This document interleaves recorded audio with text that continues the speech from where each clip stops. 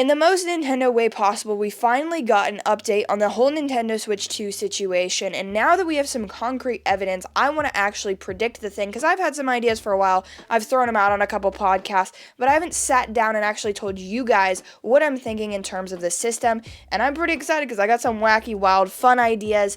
But before we get into this, let me read you the exact tweet so you understand the wording we're working with here.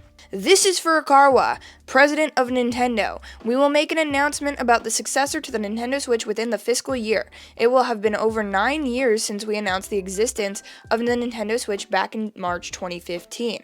We will be holding a Nintendo Direct this June regarding the Nintendo Switch software lineup for the later half of 2024, but please be aware that there will be no mention of the Nintendo Switch successor during that presentation. So, we have never gotten such a transparent Nintendo. At least in the years of the Switch, right? So we have it outlined. June, we're getting a Direct. Thank the maker. We need to know something. And then we're going to get an update later down the line in the fiscal year, which I believe ends in March. So anytime before March, we're going to hear about the Nintendo Switch successor. And that could be any time from now and then in something like an announcement trailer or, whatever they really decide to do for this thing. So what I'm thinking, like timeline wise, is that in October we're gonna get a full little showcase of what this new thing is, maybe a full trailer saying everything that this one does, the new gimmick, everything like that, and maybe some games. And I think it's gonna follow the exact Nintendo Switch pattern where it's announced in October and then it releases in March. And I think that gives it enough time to be exciting for people at that time, but then we actually have something tangible within that time frame. And I know that could cannibalize Switch holiday sales, but if they do a price drop for the system maybe then and there, like when they first announced the thing, I think that could really start driving the rest of the sales for that system. Do a couple special editions, whatever you want, and keep selling the Switch, of course. But this is so freaking exciting, and I'm very excited to talk to you guys about what's gonna actually occur from this thing, because I have a bunch of different ideas. Also, before we get into things, I did want to clarify that I have always believed that Nintendo Switch 2 or Super Switch or whatever we're going to call it now, I'll give you guys my actual name for it later, but I think I had always said that this console was coming out in 2025, March of 2025, just like the Switch did, and I went on numerous podcasts and said that. However, the start of this year, everybody was hyping the shit up about the Nintendo Switch 2, so I finally caved, and I was like, you know what, I guess it's time, everybody's saying it, big names are saying it, and I got swayed, and I'm never going to let myself ever get swayed by any person on the internet again, especially after this whole thing, because I would have been right if I stuck to my guns, and then I was like, you know what, I guess it could come out, in this year, and it's not, obviously, it's coming out 2025 at some point, and so, I'm just over here, damn it, because I literally thought that, and then I switched my whole opinion around, and it's kind of a bummer, but anyways. Now, the first thing I want to say is that I obviously think it's going to be a hybrid console just like the Nintendo Switch is. We're not going back to home and handheld console. That is so stupid. They have moved every franchise over to the home console now, and it is so amazing and so exciting. Pokemon games on Switch might not be amazing in your opinion, but they have never sold better. So it just makes a lot of sense to keep it as what it is now with this hybrid model of console. Plus, there's a lot of market push that way right now. Even Sony did that weird Portal thing that sucks, and maybe it doesn't suck, I don't know. It just has no use for me, at least. And, the Steam Deck and all these things that are trying to be the Nintendo Switch, but they're not, and they're not nearly as good. So it's why would Nintendo move away from that? Obviously, they're going to keep pushing in that direction because they have found their little niche or their little corner in the console market where they can fill really fucking good, and then, go from there. But Josie, what is the gimmick of this thing? I hear you asking, and I actually have two gimmicks for you guys. One of them is more of a main gimmick, and the other one is more of a side thing. But let me tell you something. Every single time we've gotten a basically straight console upgrade, it has manifested itself in a camera on the second console. Think about it.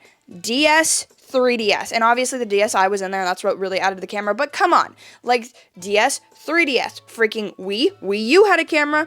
I'm just saying, it makes a lot of sense, and I think that Nintendo wants to utilize AR more. AR capabilities have gotten so much better in the last few years, and with things like Pokemon Go really popping off, freaking Pikmin Bloom doing its little thing, and all the weird focus Nintendo puts on AR, I think it kind of makes sense to bake it into the actual console. Now, I don't want this to ruin experiences. I want this to be a very additive, small thing that maybe occasionally could be fun. I think, if we handle it like how we had it for the 3DS, where it was just kind of interesting and you could do some shit with it, and maybe you can take pictures of you and your friends out on the Switch. I don't know, weird stuff like that, but that could be kind of cool, and that is something I'm very down for. However, if we take this turn where it goes all AR for the Switch, I'm out. That's horrendous, and I don't think anyone wants that. And I think Nintendo knows that they have to be very smart about this. So what we're getting here is basically an upgraded Switch, and it's very nice, it's very cool, but it does have these AR capabilities. Now, on top of that, what is the main gimmick, Josie, you're saying? Dual screen gaming. We've done it since the DS, we tried it home console with the Wii U, it failed. This is the year that it brings itself back. Not in the way that it hinders any gaming experiences like the Wii U did, where it's forced to be in there. In the Switch 2, I think that you can pull off dual screen gaming in a very smart way. You guys know what a Chromecast is? A Chromecast is where you plug it into your TV and you can send something from your phone to the TV, okay? So you can do that already. That's the technology is in phones and in a lot of things and tablets and computers and stuff. So we have this dock, and it basically is gonna act like a Chromecast, and you can cast your Nintendo Switch to it. When you cast your Switch to it, the picture comes up on a TV. And I'm pointing over there because my TV is right there, but I guess it's weird for you guys since you don't know what my room looks like.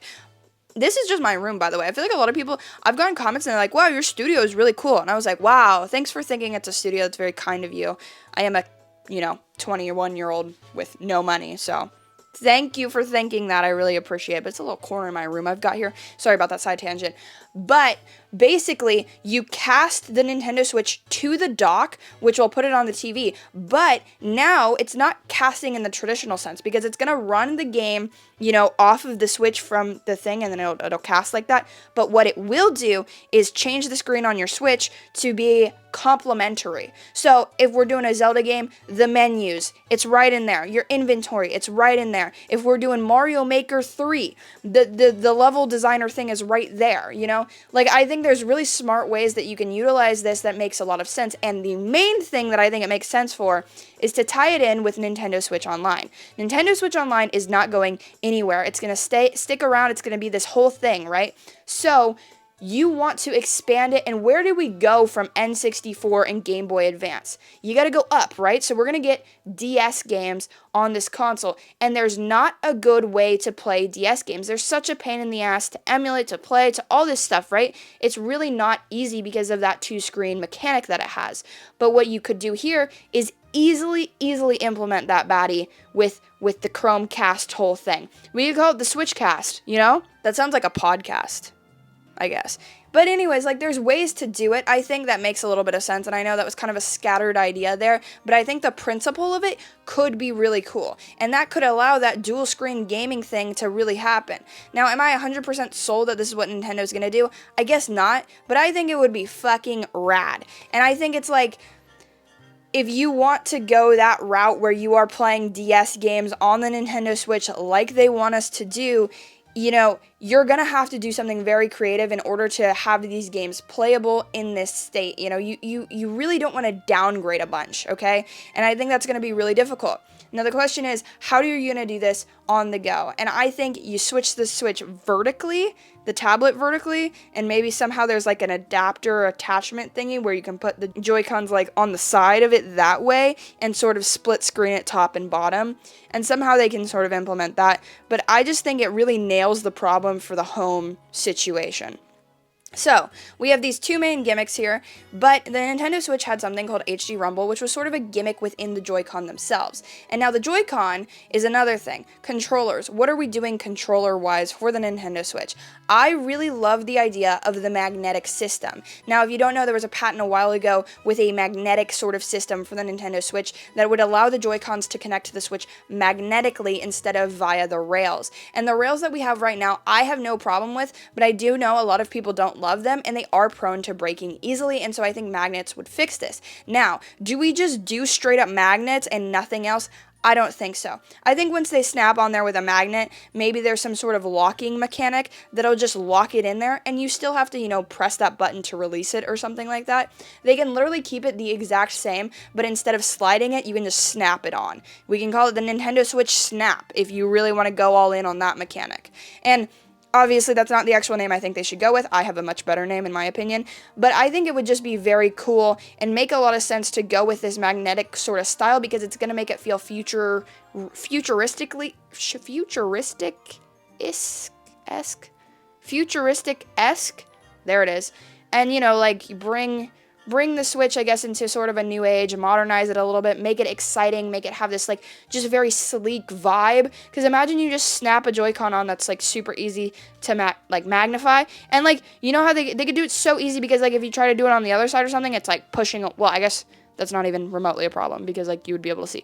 Anyways, I think it would make a lot of sense. And then you could use a ton of different accessories with the Nintendo Switch Joy-Cons through that thing. And, there's so many cool ways that they could utilize these magnets here. So I think it's pretty cool. It's just I think it makes a lot of sense for Nintendo to go with these sort of futuristic new style ideas. Now, backpedaling a little bit from that, I think the conversation of backwards compatibility comes up a ton with the Nintendo Switch 2, and what is that going to look like? Now, I think it's super easy for them to basically keep it backwards compatible. Okay, I'm not going to say super easy. I'm not a game developer. I know nothing about games. Really, the making of games, I don't know anything. Movies? Fucking know that shit, but games, I have no idea. So, I don't know if it'd be that difficult.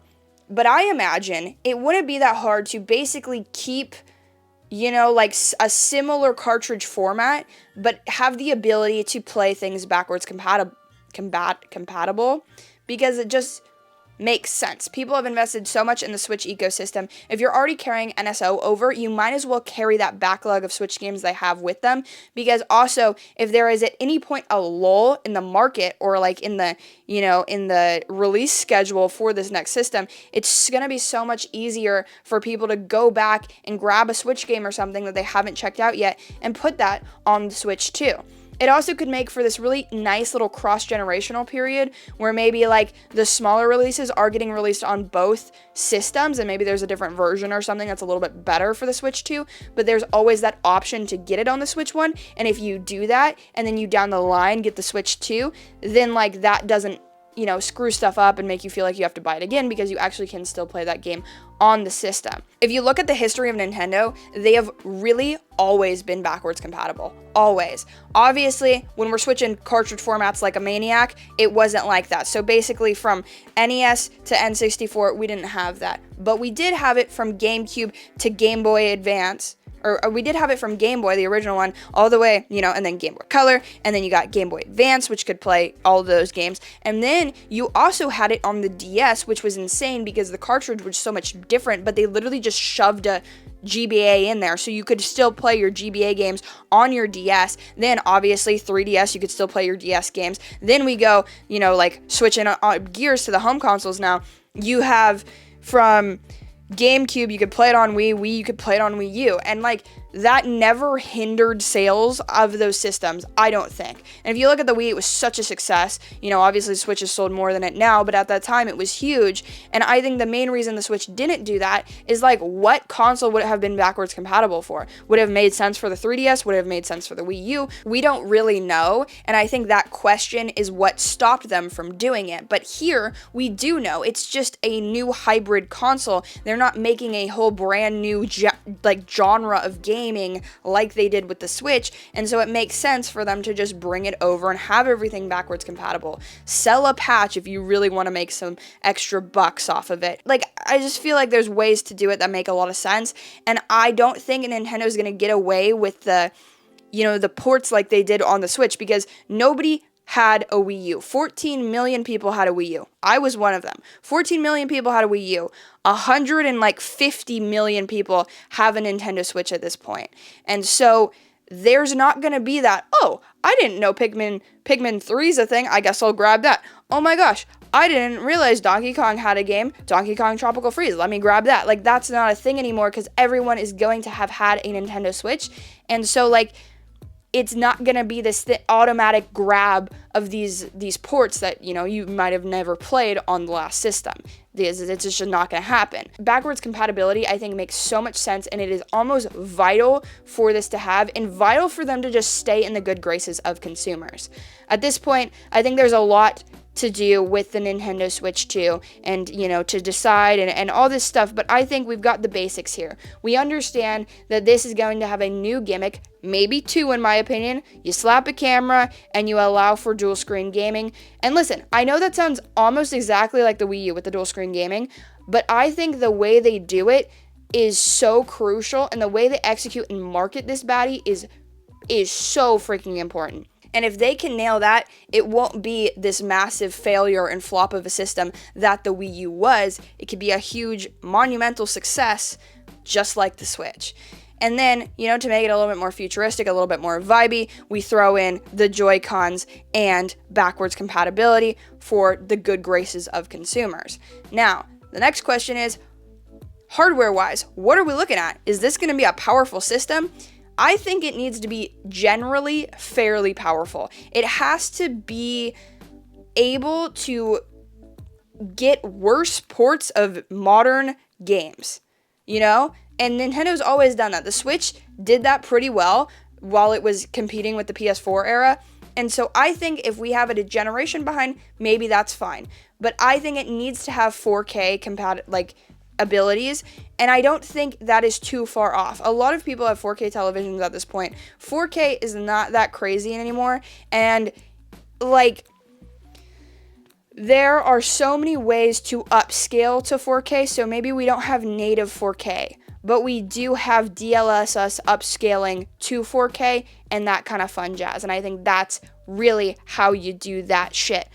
Internet-wise, we got rollback netcode. Say it with me, everybody. We got rollback effing netcode to ensure that shit is better and gets done. Can you imagine the next Mario game? It's online, 30 people, 4K, rollback netcode. No, just obviously a joke. I just think there's a lot of reasons that Nintendo's going to want to keep this console current.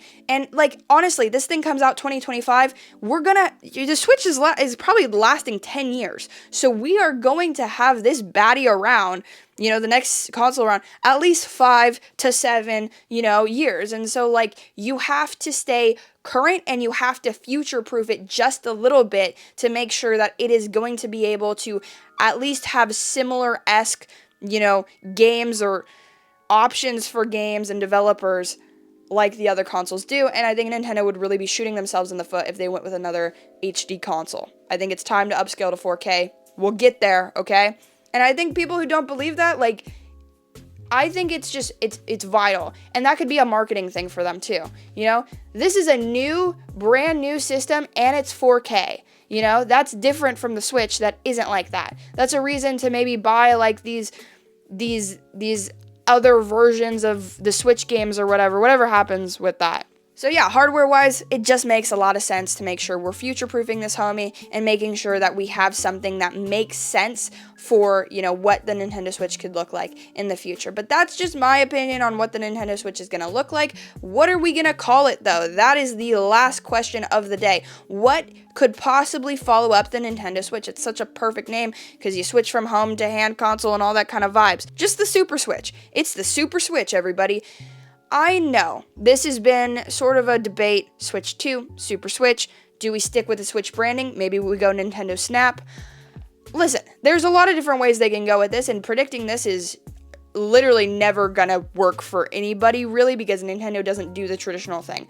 But how cool would it be that we went from the Nintendo Entertainment System to the Super Nintendo Entertainment System? Arguably one of the best consoles of all time, the Super Nintendo Entertainment System.